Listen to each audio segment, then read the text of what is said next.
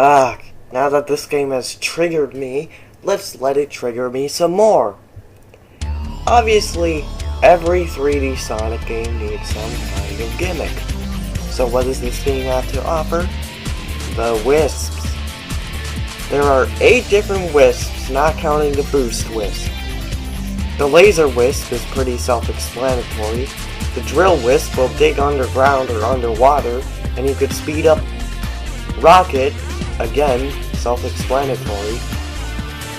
This Wisp is the most pointless Wisp in colors. I only ever use it when I'm trying to escape the water in Aquarium Park. Cube can turn blue crystals into platforms and vice versa. Wow, they made a Wisp that can make more block platforms. I've got nothing. Hover can of course hover, and if you press the B button, he can do the light speed dash. Oh, why? Spikes will turn you into a spike ball, where you can attach your walls, do double jumps, and the homing attack. And actually, what happens if I hold down the boost button? Whoa, whoa, whoa! Wait a second! Play that clip again. That's a spin dash! I'm done. Done!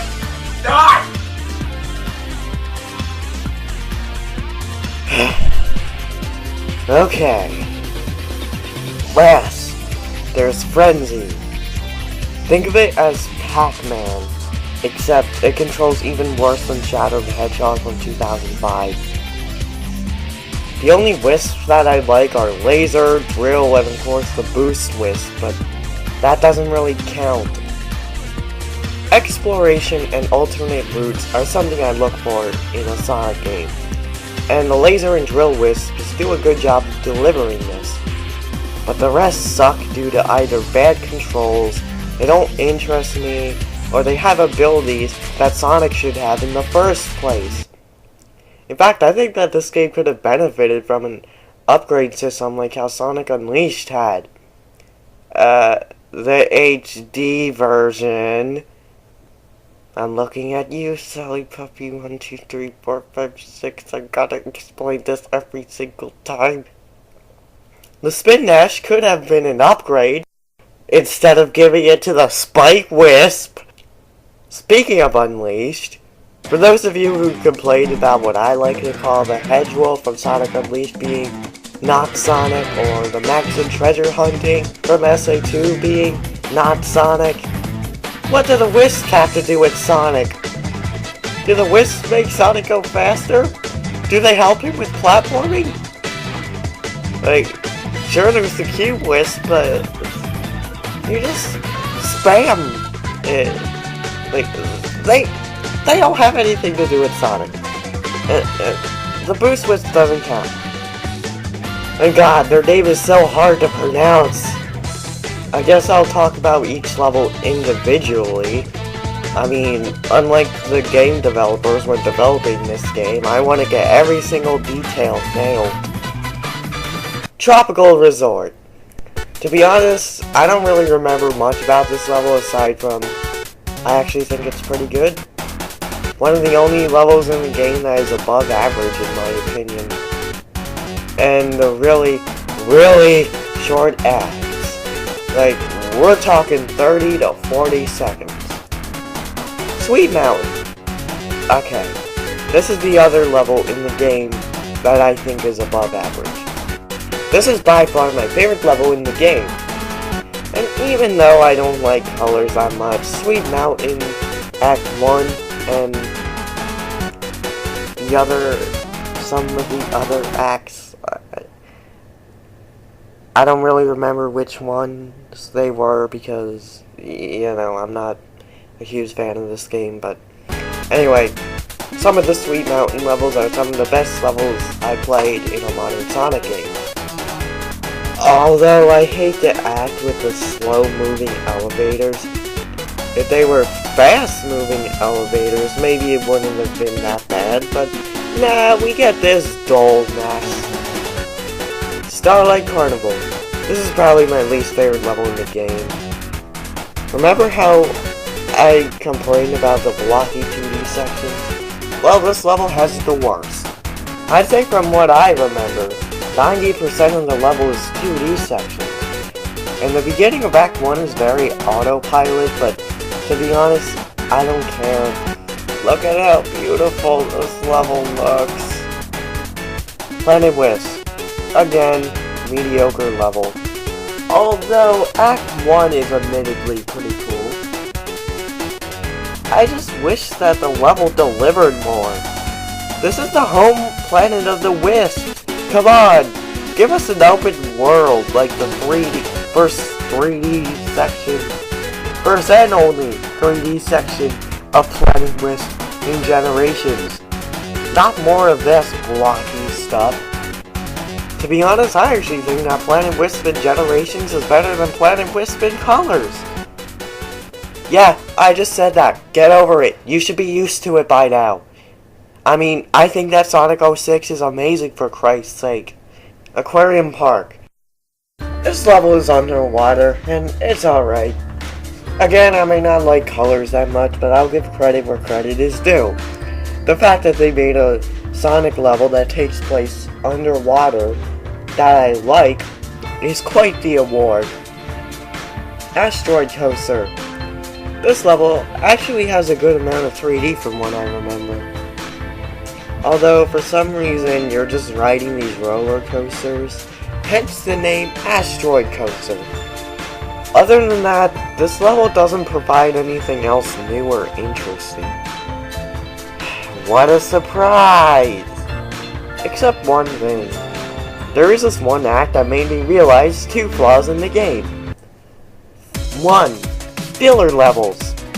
There's an act of Starlight Carnival and Aquarium Park where you're on this springboard. Before you say, "That's a gimmick!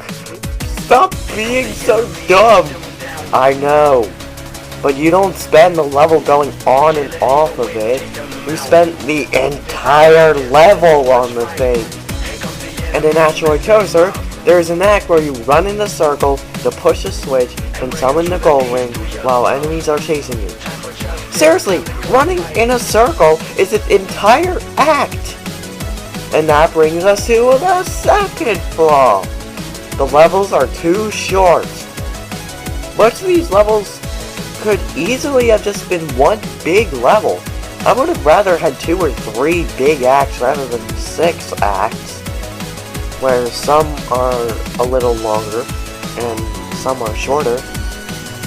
But to be fair, they could have done this due to the Wii's limitations. And while I do think that the Wii is an okay system, it is pretty limited. Terminal Velocity. In Act 1, you just run away from some enemies. In Act 2, you fight the final boss.